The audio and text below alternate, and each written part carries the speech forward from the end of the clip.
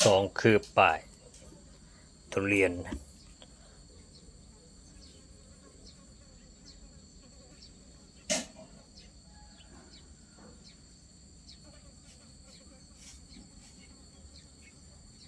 ลาซาทุเรียน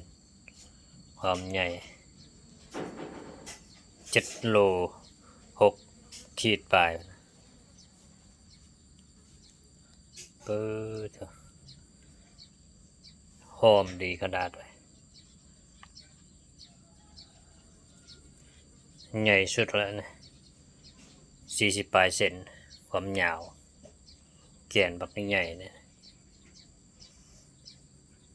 จัดหนักกันบ้านะลาซาแห่งทุเรียน